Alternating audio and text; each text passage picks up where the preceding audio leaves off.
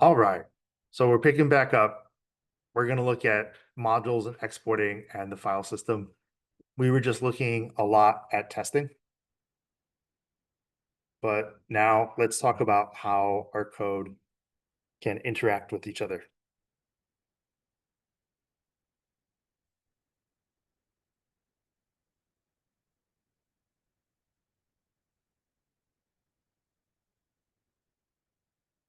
So I've got a couple files here.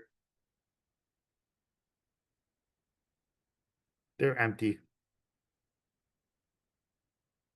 They live here in this directory named part3. And we're going to see how to write some code to import from one file to another. And let's talk a little bit about modules, importing, and exporting. So in Python, each file is a module. And a module basically has its own namespace. So if I create a variable X, it only lives in that specific module. So I can have different variables with the same name in different modules or files in my project. Importing and exporting can get a little tricky in Python. And the two things to think about are if we're dealing with files in the same directory or files in different directories,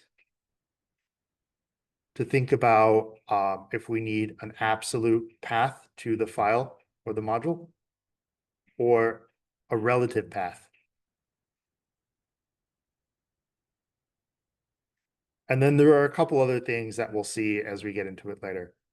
But the simplest way is let's go ahead and create a couple variables. Let's make our favorite list of fruits. And let's go ahead and make a really simple function.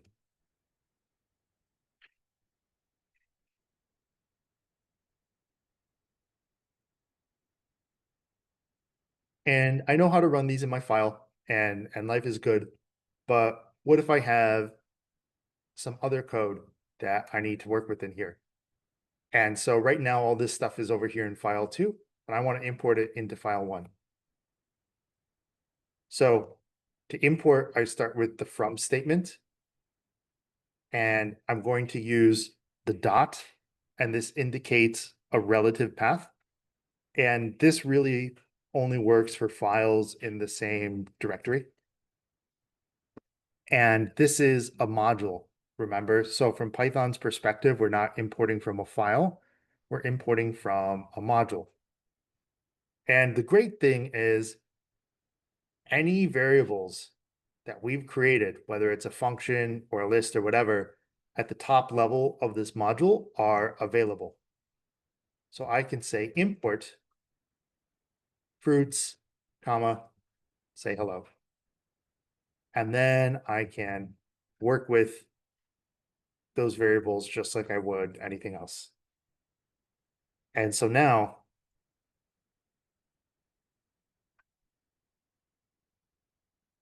let's see here.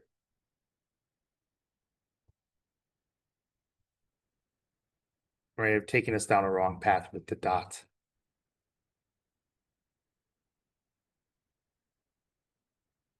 There we go.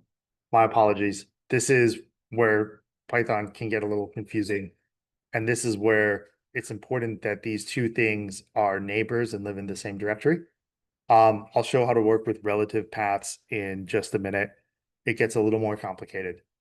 But if you have two files in the same directory, the easy path is from my other module, import what I want, right? And if I define something here,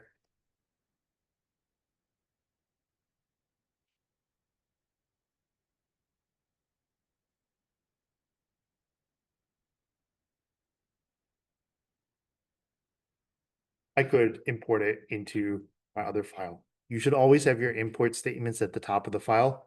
Sometimes there might be a doc string comment above it, but best practice is to always have the imports up here.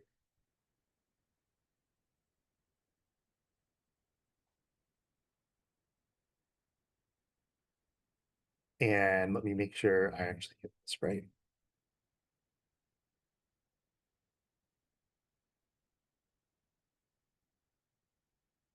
And we go ahead and now we run file two.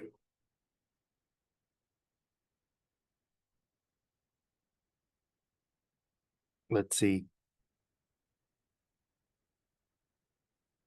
Did I end up with a circular import here? Let's see what happened here real quick. So from file two, we're importing from file one, and we're importing say goodbye. I may have inadvertently created a circular import.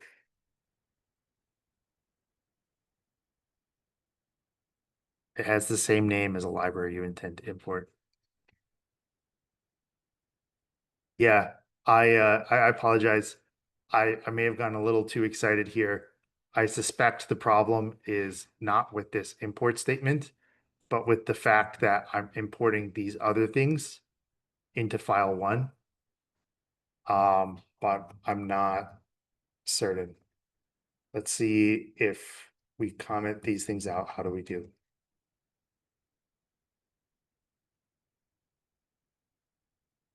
There we go. And so now that's working. And this does touch on some of the things that can start to get a little more complicated with importing because, Python is running this code and it's sort of jumping back and forth between modules. And so the fact that I was importing from a module that was then also importing from the other one ended up causing some circular import issues. Rick, yes, sir. Yes, I think I already know the answer, but so yeah, you said so import a function from a file. I don't know if this will create a conflict, but or use too much memory, but can you just import the entire file? Not really in Python, no. Okay, so you can't just say import file two or import file one Uh, or whatever. I'm not sure. I don't think Okay. so. I'd have to check, but the short answer is you wouldn't want to. The way to think about it is a file is a module, and the module is a container for stuff that we want. Tony, yes, sir. Yeah, this may be out of scope, but is this similar to like in React where you have the containers and you would use like one main file to import everything there? Is to avoid the circular logic or Not really. Circular imports can happen in all the different programming languages, but because JavaScript and Python deal with modules and importing and exporting in different ways, I don't think you want to kind of compare the two. Yeah, no, that's a good question. Um, so the importing and exporting can start to get a little complicated. But let me show kind of one approach that can work as a project gets bigger. So something that happens as a project gets bigger is we might want a directory to be treated as a module. And to do this, we have to create a file called init or dunder or double underscore init. And it's actually an empty file, and that's okay. And Python just is looking for this file to exist. And so I'm actually going to create this file in each of these directories, and we'll see why in just a minute.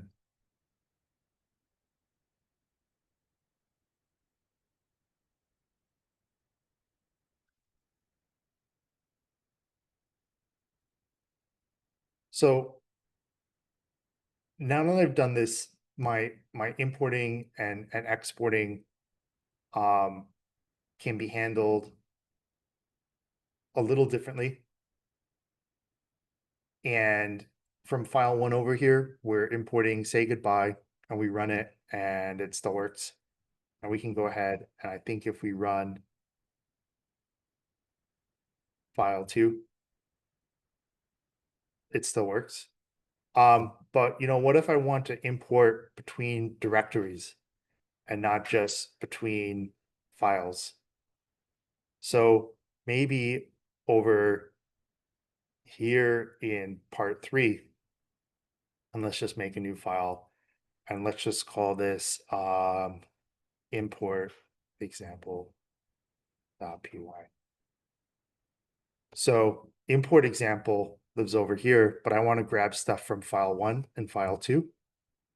Well, now that I've created these empty dunder init.py files, I can do from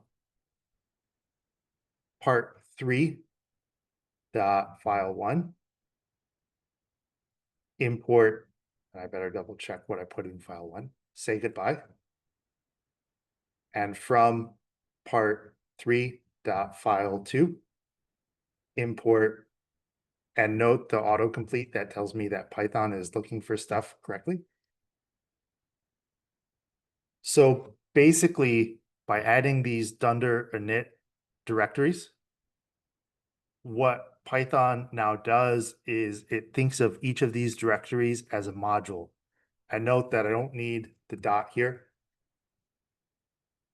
And so I can run say hello, I can run say goodbye, and I think it needs to take a name, and I can print out the fruit. Now, I have to run this code in a slightly different way now that we've sort of turned this into modules. And this is getting a little ahead of things. We're not going to have to worry about this too much right now. But as your projects get bigger, it is important to start thinking about project structure. And basically now I've turned these three directories into a project with the root of my project in this README, right? And each subdirectory has this dunder init. And so now if I want to run specifically this import example file, I want to do it from my project root directory. And I need to use this -m flag because Python is thinking of everything as a module. And I give the namespace for the module I want to run. And it's part two dot import example.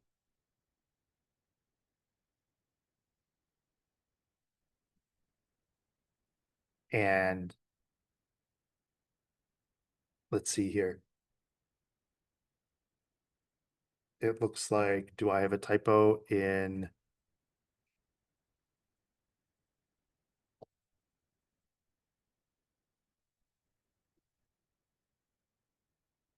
Yeah, now that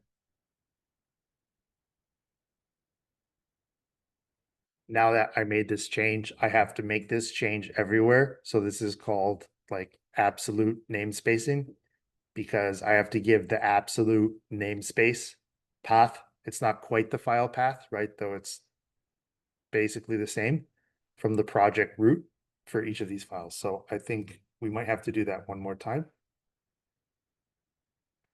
And there we go. So again, I'm in the root directory of my project and I want to run this import example code. And to do it, I use Python, but I have to tell Python, treat this file like a module. And then I have to give it the path. And it's the namespace path. Note that I don't have to add a .py at the end. So this is why importing and exporting can get a little tricky. We're not going to get quite this advanced yet, but this will start to come up more as our projects get bigger. So it's good to see this now. And the important thing is just to have a consistent project structure. And for most of the assignments that are coming up, you'll have a consistent project structure. And again, as we saw before, if it's just two files in the same directory, we don't have to worry about the dunder inits and the stash m stuff. So let me go ahead and over here, let's kind of hop back to our, let's actually just make another main py file here. And let's talk about working with files and file paths. And then we'll take a break.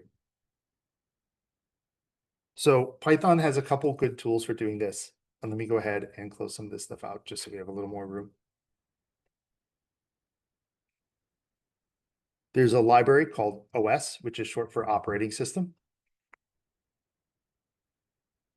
And if I do os.get cwd, it's going to print the current working directory. And let's run that and see what it means. So I'm running this main.py file. And since there's no like imports or exports, I can just run this the normal way. And we see that this current working directory is part 3. If, say, I navigate up a level, and so now I'm not in the part 3 directory, and I want to run that file, note that the current working directory changed. So this is kind of important, folks. Check this out. When I did it this time, inside the part 3 directory, the full file system path to the working directory was here. It's where I executed the file from. It's not where the file lives.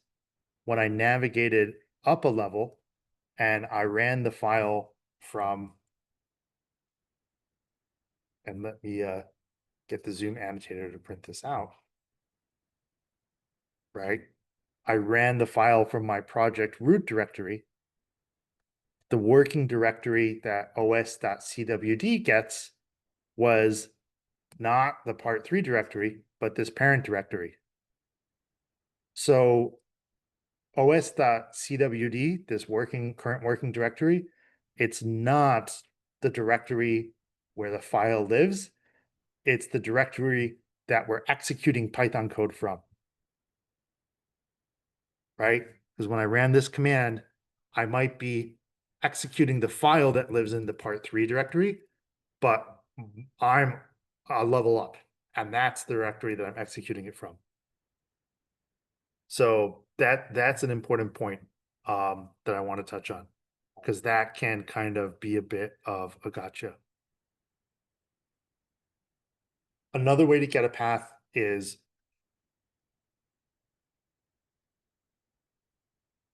with this absolute path function, and you can actually pass it like different points in the file system that you want to get the path for.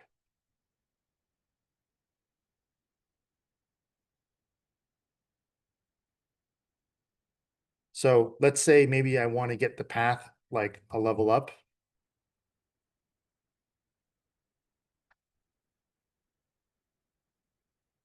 Maybe I want to get the path 2 levels up, but I want the absolute path. Maybe I want to get the path 3 levels up.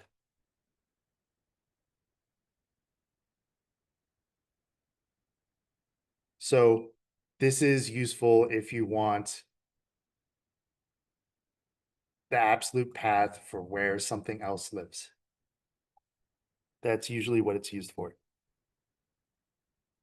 So this is important because when we're working with files, we need to know where they live. So let's maybe make a directory named data, and inside it, maybe let's put some information. How about like maybe just some names?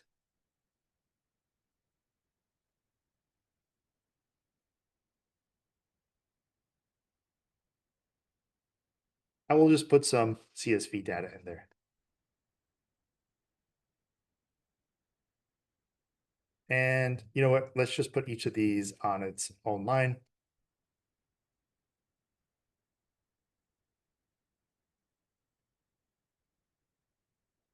And maybe there's some extra information.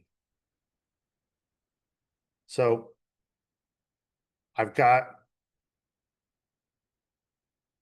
my file, and then inside this data directory, I've got this other text.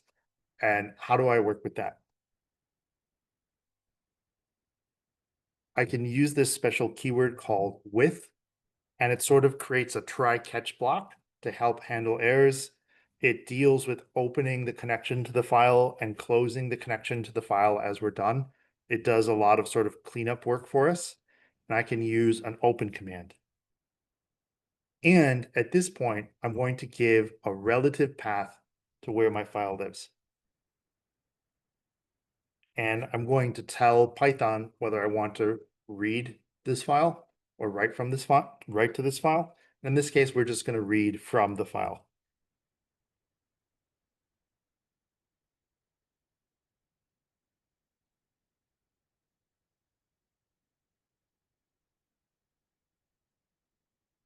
And so here we can see there's a couple steps, but it's relatively straightforward. And by giving a relative path, I can open a file, I can read it, I can interact with it and do all sorts of stuff. There's a bit more we can do with files. There's some stuff with CSV manipulation that I think is maybe a little out of scope right now. You can do some things to get an absolute file path if you need to, but this is really the heart of it. I will actually show working with CSVs real quick because this is actually quite useful. So this is the line that I want it to check. We can import this library called CSV, and we can use dict reader, and it works really well. And basically it turns each line of a CSV into a dictionary. And I may have to get a little guidance in using it. So let's see, we import, we do reader, and then we do for row and reader. So let's give that a shot. So we would import CSV. We would, and this is pretty common, I don't really remember stuff. We need to create our reader.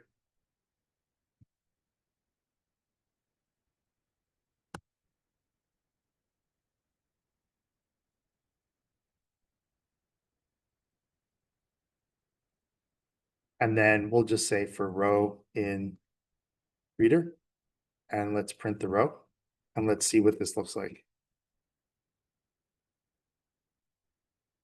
And so this is pretty nice because it's taken what's in there and it's turned it into a list for us. So now I can work with the CSV data a whole lot more easily. There's a lot more stuff you can do with the CSV reader method. I don't want to get too lost in the sauce on it now, but it's good to know about. So that's sort of the main thing with reading and writing from files. You know, there's more to it. There's writing to files, there's ways to append, but this is sort of the guts of it. And the important thing is just to remember that this path is going to be relative from where I execute my code. So for example, if I navigate up some directories, right? So I'm like 3 directory levels up now. And now I run my code.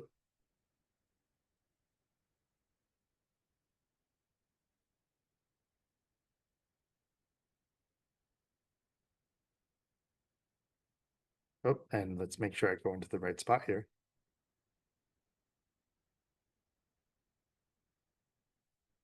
We get an error, right? And it says no such file or directory. Because when I wrote this relative path, I did it relative to like where this file lives. right? If we look at part 3, my file's here and my data's here. But I'm now like several directories up. So what you want to get in the habit of doing is always kind of running your command line commands from the same place. And this is pretty important. For teaching purposes, I've been going right into the directory where the file I want to run is. Like for this code in part 3, I put main py right here, and that's where I am, and that's where I've been running the code from.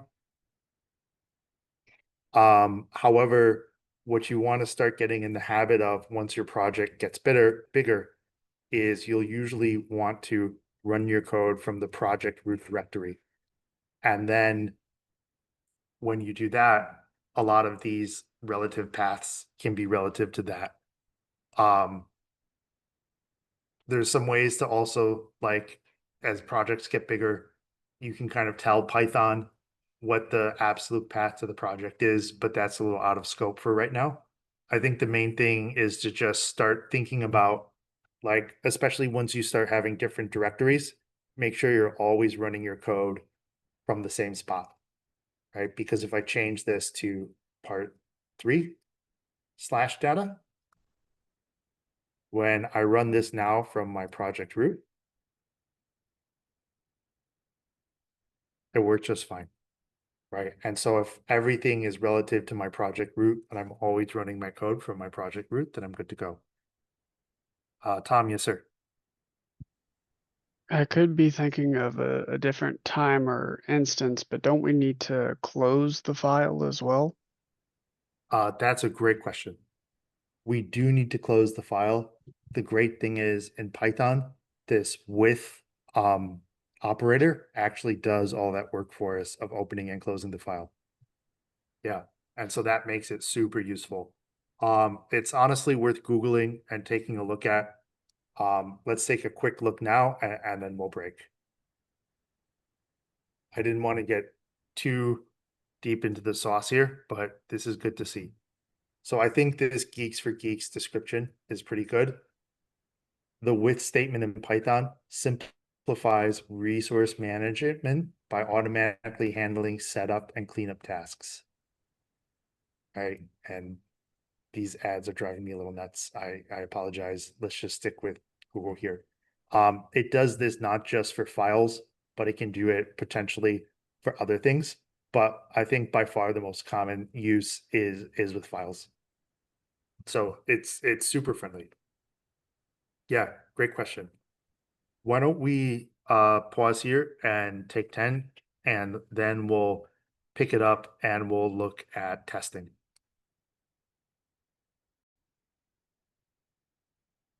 All right. So we've covered a lot of ground here. We went pretty deep into imports and exports. We saw how to do absolute path imports and exports by setting up this init.py. And we talked about the importance of paying attention to what directory I execute code from, right? It's not just about where the file lives anymore, especially when we're working with files. Because this is often a relative path. There are ways to use the OS library to get, I think, the path of the file, but in general, you usually have a relative path, and just assuming that you're running your code from your project root and all paths are relative to that is going to make your life a lot easier. And we saw how to read files, that this with operator handles opening and closing the file connection, which is great. And the CSV dict reader that lets us take CSV data and turns it into lists, which is great. And now we're going to dive into testing. So let's talk a little bit about testing, and let's talk a little bit about the PyTest library, and then we'll go ahead and we'll write some code. So testing.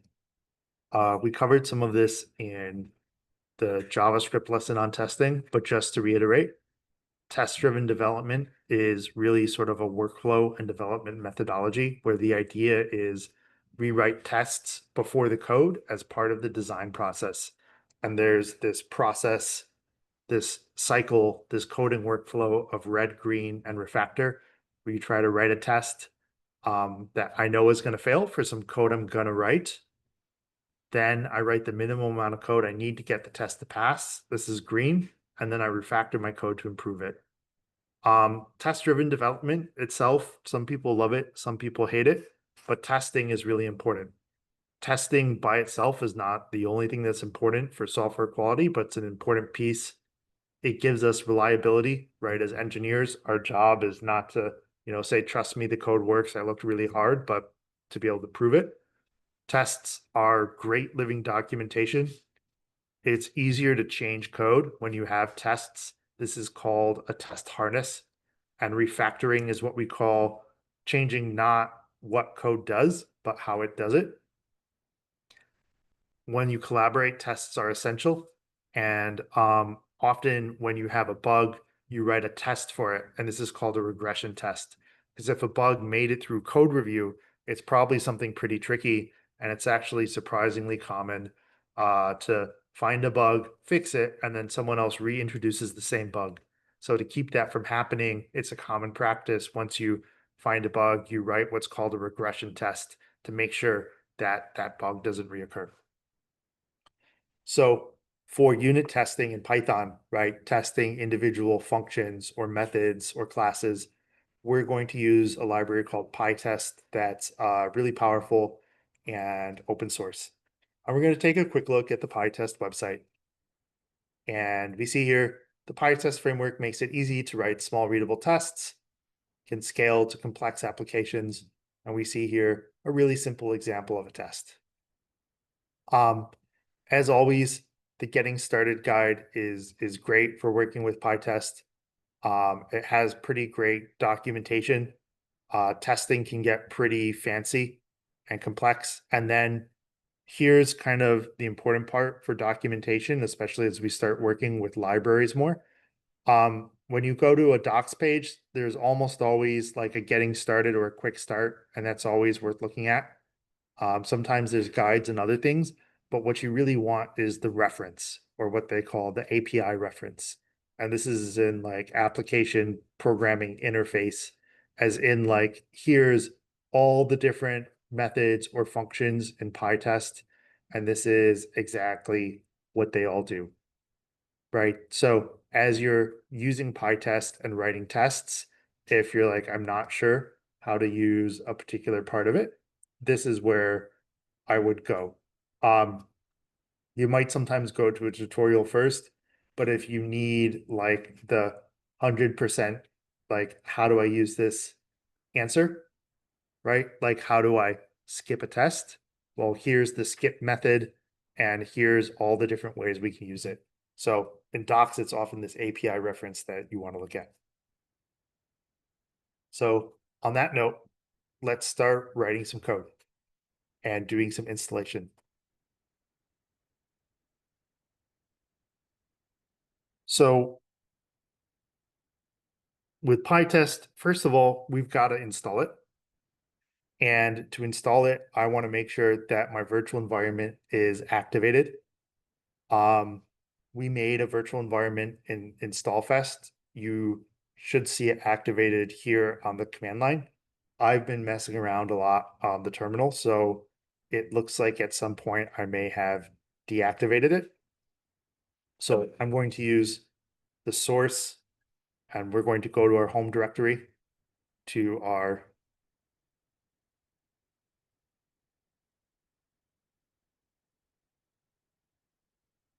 default, which is the name of the virtual environment directory that was created in InstallFest, and run the activate script. And now I see here in the terminal, inside parentheses, it says default. This indicates to me the Python virtual environment name default is activated. Depending on what you named yours, it might say dot default. It might say VENV, short for virtual environment. It might say VENV. Any of those are fine. If you're not sure if it's activated or not, we can find out in just a moment, because we're going to use pip, the Python package manager, to install PyTest. I already have it installed as it so happens. If a virtual environment was not activated, you'll get some sort of error message. Otherwise, it'll be installing right now. And these steps are also in the written curriculum. Pip is telling me there's a newer version of the pip package manager itself. We don't need to upgrade, but it doesn't hurt to, so I'm just going to do that right now quickly.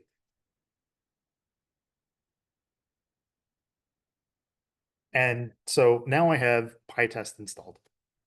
And I'm in the root directory of my project, and I can just run the command PyTest. And I see that it runs. The test session starts. It doesn't find any tests. It says no tests ran. So nothing very exciting, right? But we have PyTest and we ran it and nothing broke. So let's start writing some test code. So the first thing I want to do is make my test file, and I'm going to put it in the part3 directory. And I want to start all my tests with the name test. And that's part of how PyTest knows how to find them. And we're just going to name this test main.py. And now let's open it up. And so now I have this test main.py file. And let's go ahead and import some stuff into it.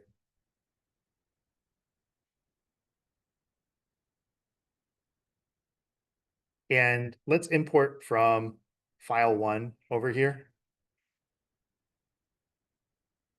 I think we had that say goodbye function where if I pass in a name, and I should write the name of my user,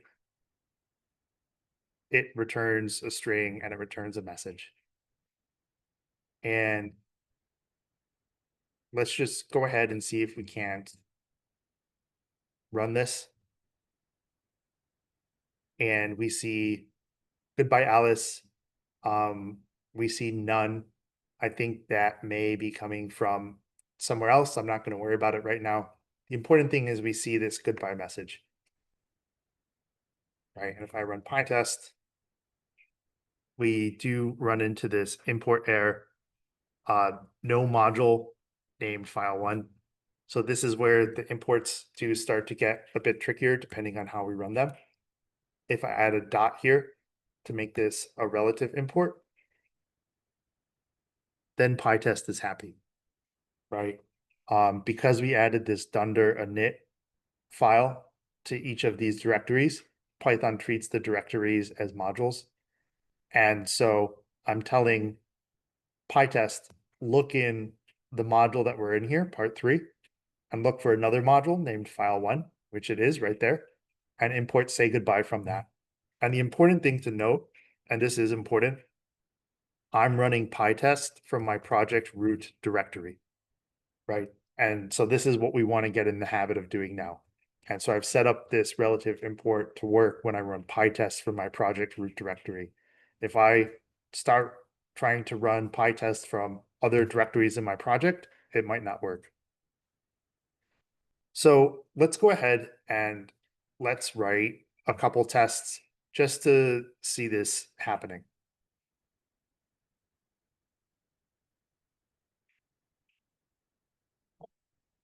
Let's test that say hello returns a string. And to do this, I'm going to use what's called an assertion, and I can use the command assert. And we're going to make a comparison operation here. And my apologies, this should be say goodbye. And we're going to test that our say goodbye method, that the type of the variable it returns is a string. Right? I'm not even checking what the message is or anything like that. I'm just asserting that the type of it is a string. And now when we run PyTest, we get an error. And it looks like my function might not actually be returning a string. It says assertion error, assert class, none type equals string.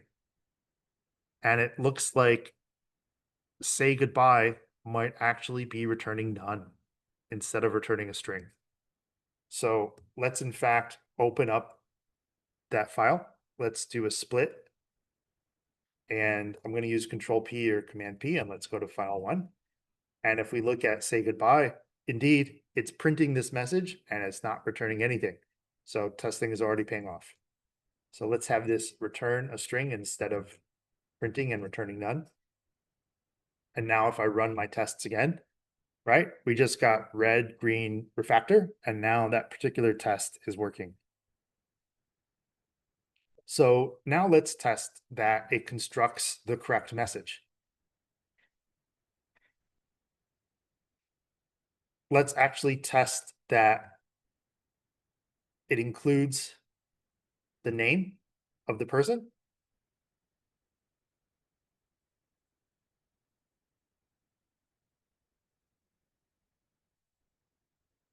So let's have it say goodbye to Alice, and let's assert that output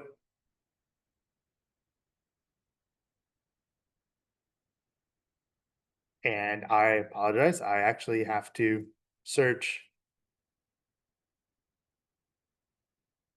how to check if a string is in a substring, and lo and behold, Python makes it really easy with if in. Let's search for PyTest though. PyTest assert string contains substring.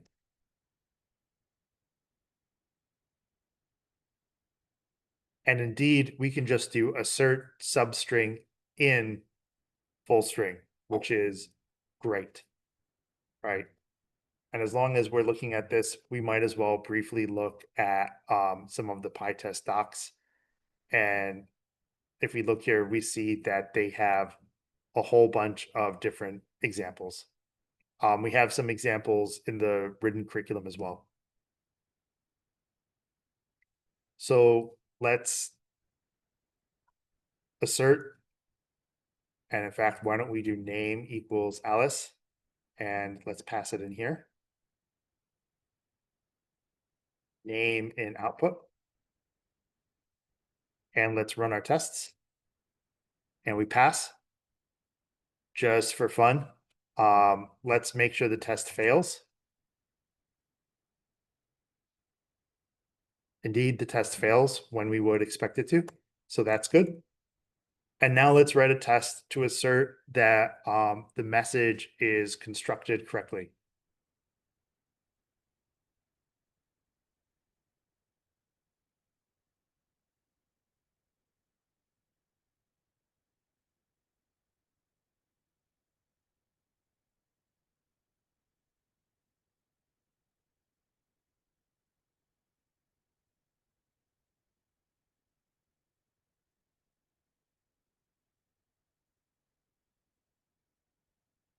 And we can actually use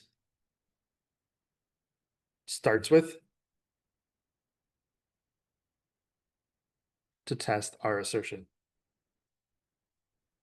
And so now I can make sure that my message starts with what I want it to.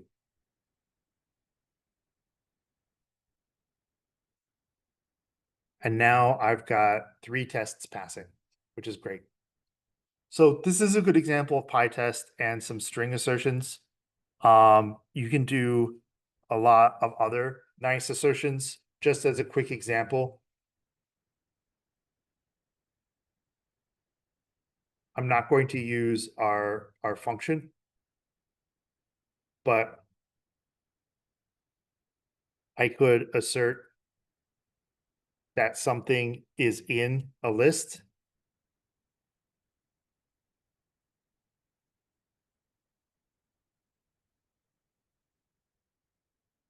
And our curriculum document actually goes through a couple more examples. So I do want to switch gears a bit now and go into a bit more of a complex example. And to do this, we're going to have to work with a little bit of user input here.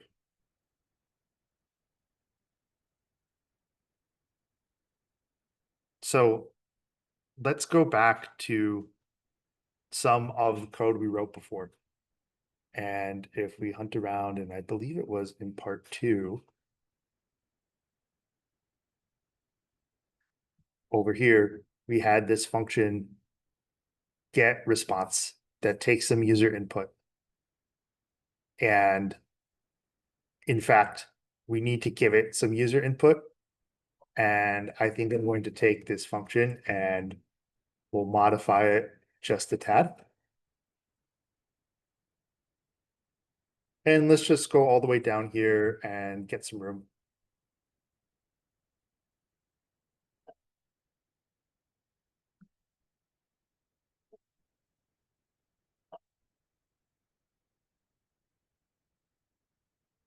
And let's name this what is favorite subject. And the user input is going to come from the input command.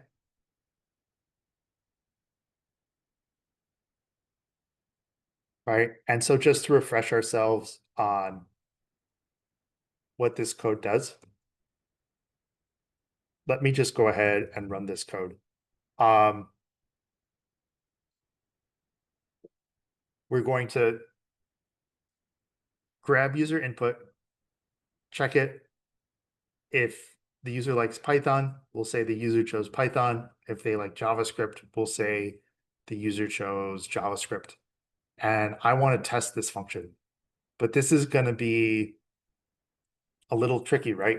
You know, if I'm running this from the command line and we can do what is favorite subject, and we can go ahead and we can run this, we would go into our part2 directory and into main. And let's just ignore these errors that are from some of our other code. And this is the part that we care about. What is our favorite subject? And I type Python. And this returns something. And if I printed it out, we would have said the user chose Python. Right. And in fact, we might as well do that right now real quick. Just as a nice sanity check. And there we see, indeed, we chose Python. So how do I test this? You know, one way to test this is you move the input outside.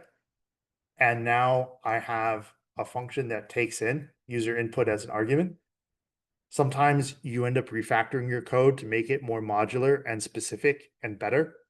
You know, right now with getting the command line input in this function, the function actually does two jobs. It gets the input and then it does the case matching. There's a design principle of single responsibility where you want one function to do one job. But sometimes you can't. And so for learning purposes, let's see how to write a test that simulates user input. So first off, I want to import this. And we're going to import this from part2.main. Import what is favorite subject. And let me go ahead and run my tests to make sure my import is correct. I believe my import is correct here, but the error we see is around, I think, something else related to standard error. Let me comment this out and see if it resolves the issue.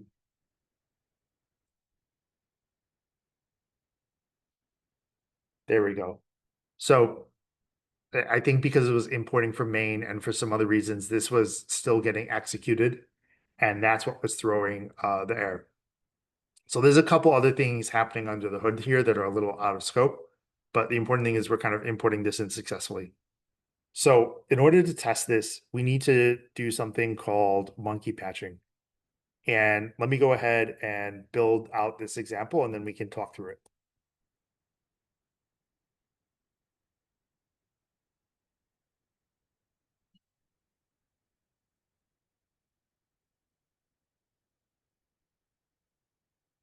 So let's write a test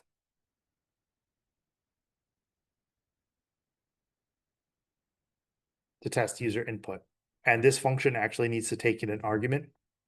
It needs to take in this class called monkey patch that PyTest imports for us. So the answer is going to be the user chose Python, right? And that's the scenario that we're going to test for as we build this test out. Now, I need to use monkey patch to basically fake the user input. So I'm going to use this set attribute, and I'm going to tell it to look for the built-in user input for the shell environment. So we're telling monkey patch, hey, you're going to find how the shell inputs text into our Python code when we run it, and you're going to fake that data. And to fake that data, we're going to give you a Lambda function.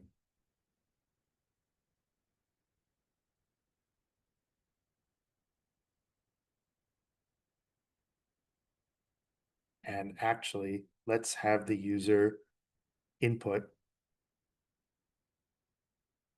Python.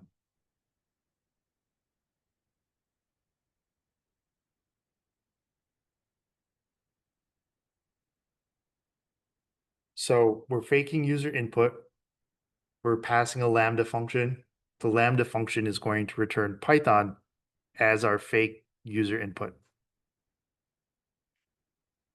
And so now, with any luck, when we do our assertion, what is favorite subject? This code gets called. We hit this input command. The input tries to talk to the shell, but monkey patch is already watching for that and kind of jumps in. And so when input prompts and is waiting for input from the shell, monkey patch sends in this value Python. And let's call this correct response. And once that's done, we should assert that we get the correct response. So let's go ahead and run this code. We may have one or two issues, but we can debug them as we go.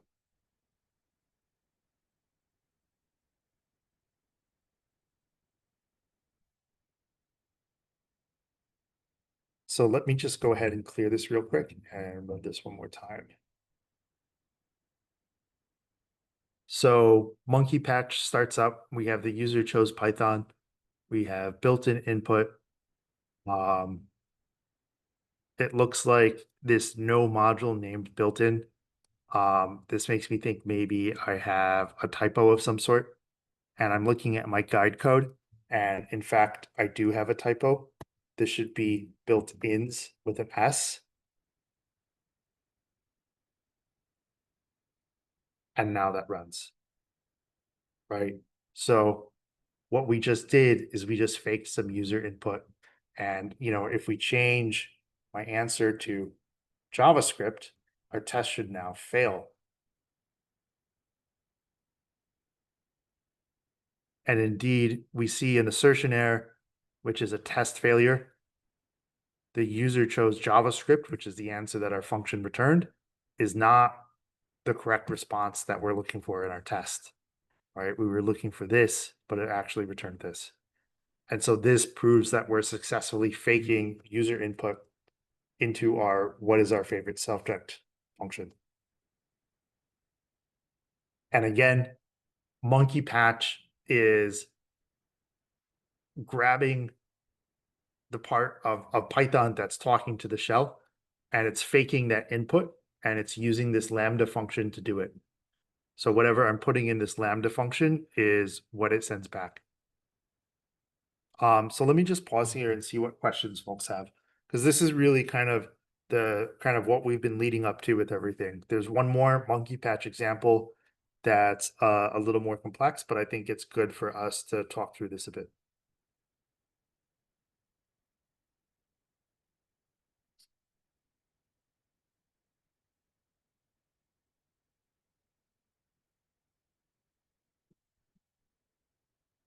Okay, let's keep on rolling then, and let's look at another example with monkey patch that is a little more complicated. And let's say we had a function to build a person. And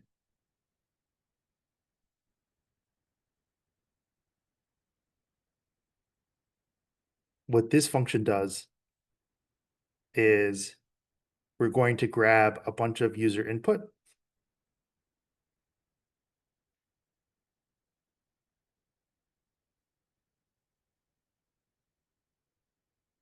Let's just grab maybe name and age.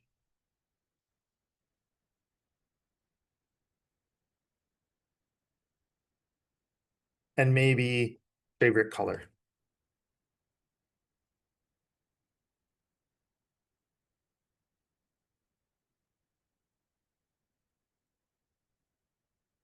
And once we have this information, we're going to create and return a dictionary.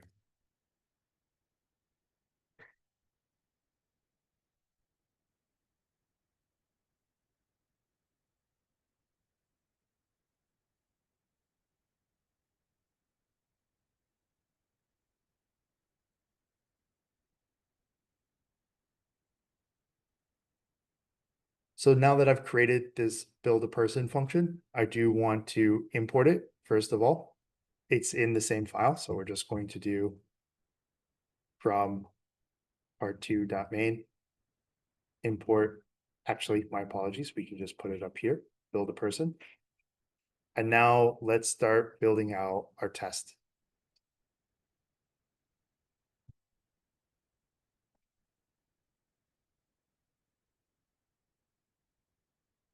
And the challenge here is we have multiple inputs, right? So the data that we're going to input, let's actually have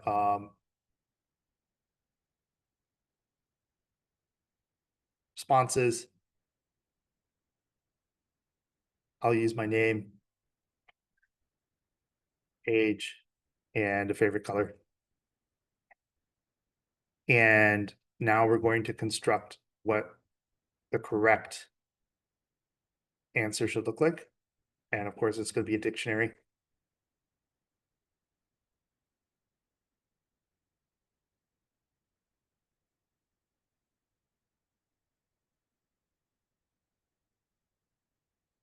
And let's format this a bit so it's a bit nicer to read.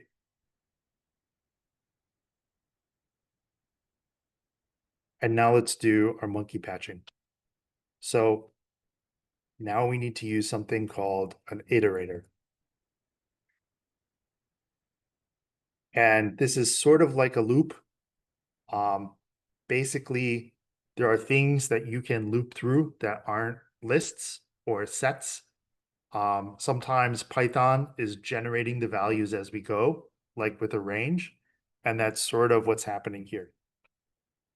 And so what we're doing is we're constructing something that will go through our list of responses and return them one at a time. And once we've done that, we're going to use monkey patch again. We're going to be using it to hack the built-in shell input, which is how the shell or the command line environment talks to all programs. And so it's what Python is looking for its standard input. And we're going to use a lambda, right? And let me put the first argument on this line and the second argument on this line, which is a little bit more JavaScript style, but I think conserves some screen real estate and maybe makes it a little bit easier to read.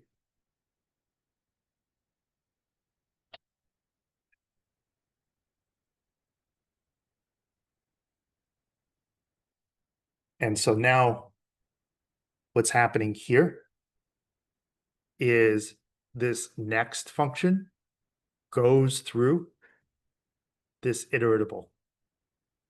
And so every time this lambda is called, it goes here, and then the iterable goes to the next, and then it goes to the next. It's sort of like if we were building our own for loop functionality from scratch, because what we want to have happen is this program is going to be calling out to standard input, multiple times. And each time Monkey Patch is going to catch that and call this lambda and feed the result back in. And the lambda is going to iterate through our responses here from this list that we turned into an iterable. And so then, with any luck, we can assert that when we build a person, what it returns will be equal to our correct answer, right? So that we should see a dictionary that looks like this. And let's go ahead and run this code and see how we do. And as luck would have it, the code ran successfully. Just for fun, let's change something. Let's change my favorite color to red. And now we see an assertion error. If we look down here, we see assertion error as these two dictionaries are compared. We see it says differing items, favorite color red does not equal favorite color blue, right? So this is kind of proof that indeed Monkey Patch is iterating through each of these values and passing them in as arguments to our input to then build that dictionary. So this is pretty sophisticated stuff. And the important thing to note with this is we are not going to be asking you all to write tests that use Monkey Patch. However, as we get deeper into the course, there will be coding assignments with tests that use Monkey Patch. And so the goal here is to introduce it and get a little bit of familiarity to help you all read tests so that when you're looking at some tests that you're writing some code to pass, you can see that Monkey Patch is here and sort of understand what's going on. So that's really the goal here. Again, we won't be asking you to write tests from scratch using Monkey Patch. However, there will be some tests that you have to read that use Monkey Patch. So let me just pause and check in and see what questions folks have, and then we can wrap up.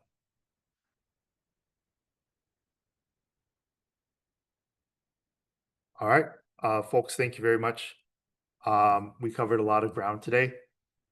We've done a massive deep dive into Python, right? We wrapped up talking about modules and exports, files in the file system, setting up PyTest, writing a test, and some pretty sophisticated testing examples with Monkey Patch. So this sets us up to really dive deep into the course, and we'll just be learning and getting reps in sets on this stuff more and more and more. Thank you all very much.